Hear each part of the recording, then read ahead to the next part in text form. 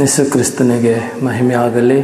ಈ ಒಂದು ಸಮಯದಲ್ಲಿ ದೇವರು ತನ್ನ ವಾಕ್ಯವನ್ನು ಧ್ಯಾನಿಸಿಕೊಳ್ಳುವಂತೆ ಈ ಸಮಯ ಕೊಟ್ಟಿದ್ದಕ್ಕಾಗಿ ಸ್ತೋತ್ರ. ಈ ಸಮಯದಲ್ಲಿ ನಾವು ಯೆರೆಮೀಯನ ಪ್ರಲಾಪಗಳು ಇದರಲ್ಲಿ 3ನೇ ಅಧ್ಯಾಯ ಮತ್ತು 20ನೇ ವಚನವನ್ನು ಓದಿಕೊಳ್ಳೋಣ. ನನ್ನ ಆತ್ಮವು ಅವುಗಳನ್ನು ನಿತ್ಯವೂ ಜ್ಞಾಪಿಸಿಕೊಳ್ಳುತ್ತಾ ನನ್ನೊಳಕ್ಕೆ ಕೂಗಿದೆ ಎಂಬುದಾಗಿ ಇಲ್ಲಿ ಯೆರೆಮೀಯ ಹೇಳುವುದನ್ನು ನಾವು ನೋಡುತ್ತೇವೆ ದೇವರ ವಾಕ್ಯದಲ್ಲಿ. ಆ ಒಂದು ಸಮಯ ಯೆರೆಮೀಯನು ತನ್ನ ಕಣ್ಣೀರನ್ನು ಸುರಿಸುತ್ತಾ ಈ ಒಂದು ದೇವರ ವಾಕ್ಯಗಳನ್ನು ಬರೆಯುವಂಥ ಒಂದು ಪರಿಸ್ಥಿತಿ ಬಹಳ ತೊಂದರೆಕರವಾದಂಥ ಸಮಯದಲ್ಲಿ ಯೆರೆಮೀಯನು ಈ ಒಂದು ದೇವರ ವಾಕ್ಯಗಳನ್ನು ಬರೆದಿದ್ದಾನೆ ಎಂಬುದಾಗಿ ನಾವು ತಿಳ್ಕೊಳ್ಳುತ್ತೇವೆ. ಯಾಕೆ ಇಂಥ ಒಂದು ಪರಿಸ್ಥಿತಿ ಆ ಸಮಯದಲ್ಲಿ ಜನರ ಮೇಲೆ ಬಂದಿತ್ತೆಂಬುದಾಗಿ ಈ ಒಂದು ದೇವರ ವಚನಗಳಲ್ಲಿ ನಾವು ತಿಳ್ಕೊಳ್ಳುವವರಾಗಿದ್ದೇವೆ. ಇದಕ್ಕಾಗಿ ಇದು ಬಹಳ ಒಂದು ಒಳ್ಳೆಯ ವಿಷಯವಾಗುತ್ತದೆ. ಯಾಕಂದರೆ ಕೇಡು ಯಾವ ರೀತಿಯಲ್ಲಿ ಮನುಷ್ಯರ ಮೇಲೆ ಬರುತ್ತದೆ ಮತ್ತು ಯಾವ ಕಾರಣಕ್ಕಾಗಿ ಅದು ಬರುತ್ತದೆ ಎಂಬುದಾಗಿ. ಹಲ್ಲೆಲೂಯಾ. 20ನೇ ವಾಕ್ಯದಲ್ಲಿ ನಾವು ಓದಿದ ಪ್ರಕಾರ ಯೆರೆಮೀಯನು ಅವನು ಆ ಒಂದು ವಿಷಯಗಳನ್ನು ಅಲ್ಲೇ ಇರುವಂಥ ಒಂದು ಬೇರೆ ಬೇರೆ ತೊಂದರೆಕರ ವಿಷಯಗಳನ್ನು ನೆನೆಸಿಕೊಳ್ಳುತ್ತಿರುವಾಗ ಅವನ ಒಂದು ಆತ್ಮವು ಅವನಲ್ಲಿ ಕುಗ್ಗಿದೆ, ಅಂದರೆ ಚಿಕ್ಕದಾಗಿದೆ ಎಂಬುದಾಗಿ ತನ್ನ ವಿಷಯದಲ್ಲಿ ಹೇಳಿಕೊಳ್ಳುತ್ತಾ ಇದ್ದಾನೆ. ಆ ಒಂದು ವಿಷಯಗಳು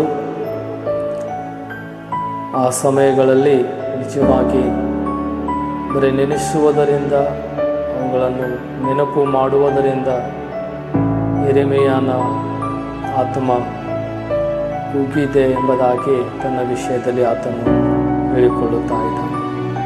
ಇದೇ ರೀತಿಯಾಗಿ ನಾವು ಸಹ ತಿಳಿದುಕೊಳ್ಳಬೇಕು. ಕಷ್ಟ, ತೊಂದರೆ ಮತ್ತು ಮನುಷ್ಯರಿಗಿರುವಂಥ ಪರಿಸ್ಥಿತಿಯಲ್ಲಿ ಮನುಷ್ಯನು ತನ್ನ ಆತ್ಮದಲ್ಲಿ ಸೋತು ಹೋಗುವಂಥ ವಿಷಯಗಳು ಈ ಒಂದು ವಾಕ್ಯದಲ್ಲಿ ನಾವು ತಿಳ್ಕೊಳ್ಳುತ್ತೇವೆ. ಇದಕ್ಕಾಗಿ ಇದನ್ನು ನಾವು ನೋಡುವಾಗ ನಿಜವಾಗಿ ಒಂದು ಮನುಷ್ಯನು ಏನು ಮಾಡಬೇಕಂತ ವಿಷಯ. ಹಾಗೆ ನಾವು ನೋಡುವುದಾದರೆ 29ನೇ ವಾಕ್ಯದಲ್ಲಿ ಸಹ ಒಂದು ವಚನ ಓದಿಕೊಳ್ಳೋಣ. ಒಂದು ವೇಳೆ ಸುಗತಿ ಆದೀತೆಂದು ತನ್ನ ಬಾಯಿಯನ್ನು ಧೂಳಿಗೆ ಮುಟ್ಟಿಸಲಿ. ಇಲ್ಲಿ ನೋಡುತ್ತೇವೆ, ಒಳ್ಳೆ ಒಂದು ಪರಿಸ್ಥಿತಿ ಆದೀತೆಂದು ತನ್ನ ಬಾಯಿಯನ್ನು ಧೂಳಿಗೆ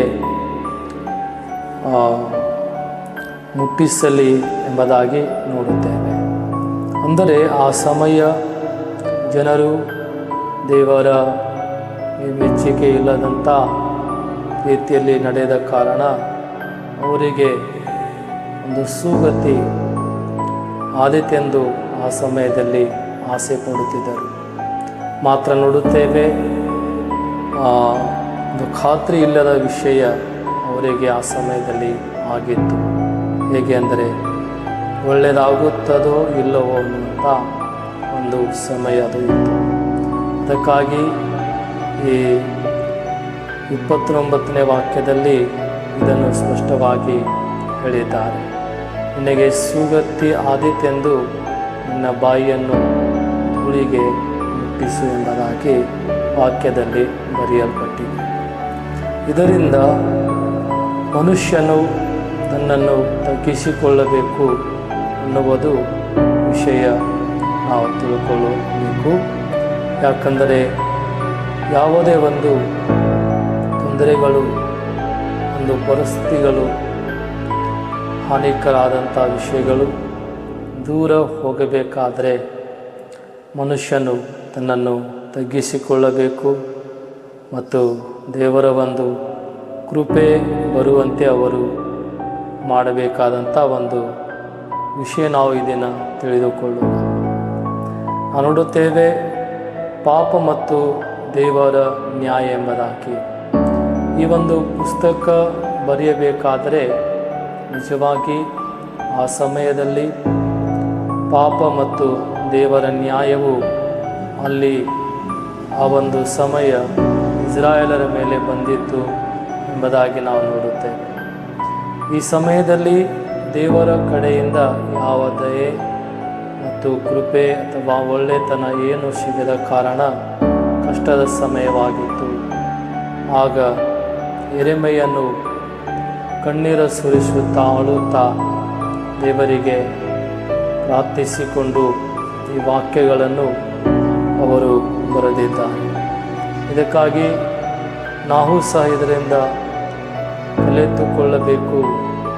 ನಮಗೆ ಇರುವಂಥ ಪರಿಸ್ಥಿತಿ ಬದಲಾವಣೆ ತರುವುದಕ್ಕಾಗಿ ನಾವು ಏನೆಲ್ಲ ಮಾಡುವ ಒಂದು ಅವಶ್ಯ ಇದೆ ಎಂಬುದಾಗಿ ತಿಳ್ಕೊಳ್ಳಬೇಕು. ಇದಕ್ಕಾಗಿ ಪಾಪ ಮತ್ತು ನ್ಯಾಯ ಇದು ಯಾವಾಗಲೂ ಆದಿಯಿಂದಲೂ ಇದ್ದೇ ಇದೆ ಎಂಬುದಾಗಿ ನಾವು ದೇವರ ಬೈಬಲ್ ಗ್ರಂಥದಲ್ಲಿ ನೋಡುತ್ತೇವೆ. ಇದಕ್ಕಾಗಿ ಆ ಸಮಯದಿಂದ ಜನರು ತಮ್ಮ ತಪ್ಪುಗಳನ್ನು ಅವರು ಬಿಡುವುದಾಗಲಿ, ಅವುಗಳನ್ನು ಮಾನ್ಯ ಮಾಡಿ ಪಶ್ಚಾತ್ತಾಪ ಮಾಡಿ ಶುದ್ಧಿ ಮಾಡಿಕೊಳ್ಳುವುದಾಗಲಿ ಮಾಡುವ ಒಂದು ರೀತಿ ಯಾವಾಗಲೂ ಮೊದಲಿನಿಂದ ಇರುವುದನ್ನು ಬೈಬಲಲ್ಲಿ ನೋಡುತ್ತೇವೆ. ಪಶ್ಚಾತ್ತಾಪ ಮಾಡುವುದು ಅಂದರೆ ನ್ಯಾಯವಾಗಿ ಇಲ್ಲದನ್ನು ಬಿಟ್ಟು ಬಿಡುವುದೆಂಬುದಾಗಿ ನಾವು ಇದನ್ನು ತಿಳ್ಕೊಳ್ಳಬೇಕಾಗಿದೆ. ಒಂದು ಪರಿಸ್ಥಿತಿಗಳನ್ನು ಮತ್ತು ದೇವರ ಕೃಪೆ ಇಲ್ಲದನ್ನು ನಾವು ಅನುಭವಿಸುವಾಗ ನಮಗೆ ಪಶ್ಚಾತ್ತಾಪ ಮಾಡುವುದು ಬಹಳ ಅಗತ್ಯ. ಅದೇ ರೀತಿಯಲ್ಲಿ ಯಾವುದು ನ್ಯಾಯವಾಗಿ ಇಲ್ಲ ಅವುಗಳನ್ನು ನಾವು ಬಿಟ್ಟು ಬಿಡುವುದು ನಮಗೆ ದೇವರ ಕೃಪೆಗೆ ಒಂದು ಕಾರಣ ಆಗುವಂಥ ವಿಷಯವಾಗಿದೆ. ಯಾಕಂದರೆ ಮನುಷ್ಯನು ತನ್ನ ಒಳಗೆ ಬದಲಾವಣೆ ಆಗುವುದು ಅಂದರೆ ದೇವರ ದಯೆ, ದೇವರ ಆಶೀರ್ವಾದಕ್ಕೆ ಕಾರಣವಾಗುತ್ತದೆ. ಇದಕ್ಕಾಗಿ ಪಶ್ಚಾತ್ತಾಪ ಅನ್ನುವುದು ಅಳುವುದು ಆಗಿದೆ. ನೋಡುತ್ತೇವೆ, ಯೆರೆಮೀಯನು ಅಳುತ್ತಾ ಇದ್ದಾನೆ. ಪ್ರಲಾಪಗಳು ಅಂದರೆ ಯೆರೆಮೀಯನ ಕಣ್ಣೀರು ಎಂಬುದಾಗಿ ನಾವು ತಿಳ್ಕೊಳ್ಳಬೇಕು. ಒಬ್ಬ ಮನುಷ್ಯನು ಅಳುವುದು ಈ ರೀತಿಯಲ್ಲಿ ಅವರಿಗಿರುವಂಥ ಅನೇಕ ದುಃಖ ಮತ್ತು ಅವರಿಗೆ ಒಳ್ಳೆಯದನ್ನು ಆಗದ ಕಾರಣ ಎಂಬುದಾಗಿ ಇಲ್ಲಿ ನಡೆದಂಥ ಒಂದು ವಿಷಯ ನಾವು ನೋಡುತ್ತೇವೆ ದೇವರ ವಾಕ್ಯದಲ್ಲಿ. ಹೃದಯ ಶುದ್ಧಿ ಮಾಡಿಕೊಳ್ಳುವುದು ಇದು ಬಹಳ ಮುಖ್ಯ. ಯಾವುದೇ ಒಂದು ವಿಷಯಕ್ಕೆ ನಾವು ಯೋಗ್ಯರಾಗಿ ದೇವರ ಅನುಗ್ರಹ, ದೇವರ ಕ್ಷಮೆಯ ಆಶೀರ್ವಾದವು ನಮ್ಮ ಮೇಲೆ ಬರುವುದಕ್ಕಾಗಿ ನಮ್ಮ ಹೃದಯವನ್ನು ಶುದ್ಧ ಮಾಡಿಕೊಳ್ಳುವುದು ನಮ್ಮೆಲ್ಲರಿಗೆ ಗರಜ ಮತ್ತು ಮಾಡಬೇಕಾದಂಥ ವಿಷಯವಾಗಿದೆ.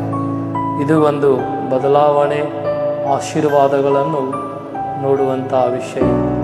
ನಿನೆವೆ ಊರಿನವರು ಸಹ ತಮ್ಮನ್ನು ತಗ್ಗಿಸಿಕೊಂಡರು, ಉಪವಾಸ ಮಾಡಿದರು ಮತ್ತು ತಮ್ಮ ನಡತೆಯನ್ನು ಯಾವುದು ಸರಿಯಿಲ್ಲ ಎಲ್ಲ ನಡತೆಗಳನ್ನು ಬಿಟ್ಟ ಕಾರಣ ನಾವು ನೋಡುತ್ತೇವೆ ದೇವರು ಅವರಿಗೆ ಕ್ಷಮಿಸಿದನು ಮತ್ತು ಅವರಿಗೆ ದಯೆ ತೋರಿಸಿದನೆಂಬುದಾಗಿ ನಾವು ನೋಡುತ್ತೇವೆ.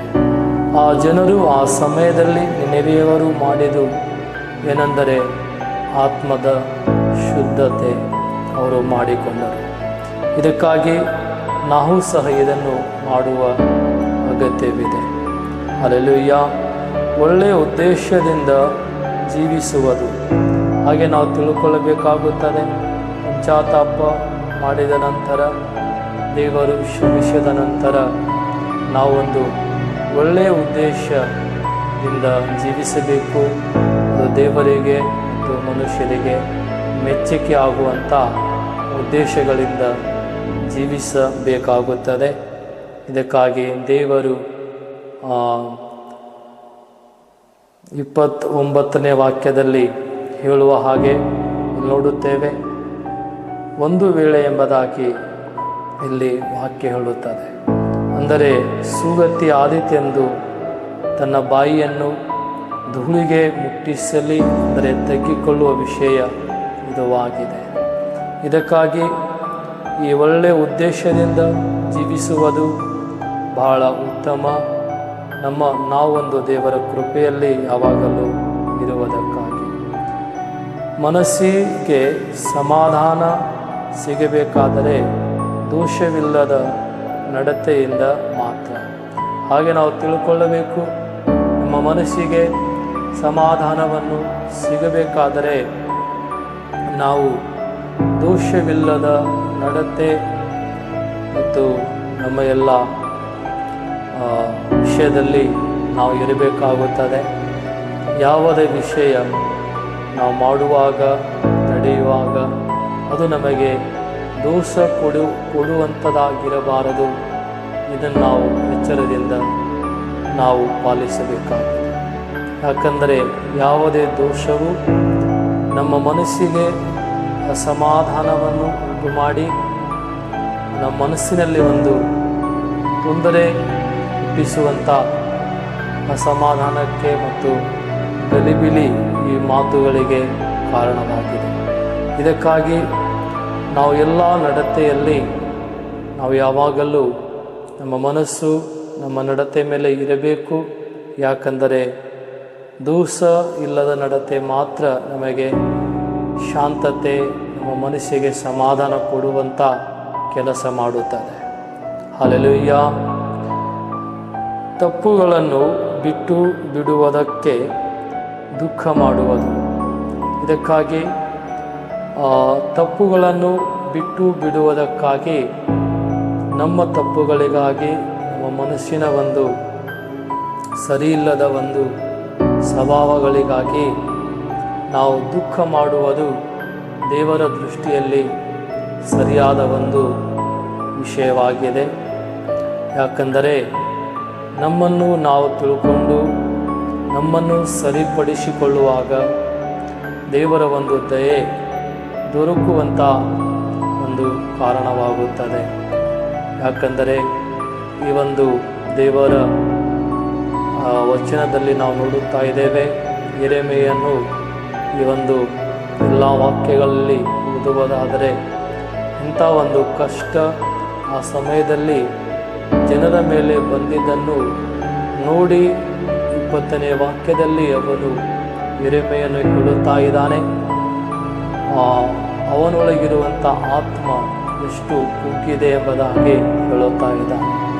ಇದಕ್ಕಾಗಿ ಯಾವುದೇ ಒಂದು ತೊಂದರೆಯಲ್ಲಿ ನಾವು ಇರಬಾರದು.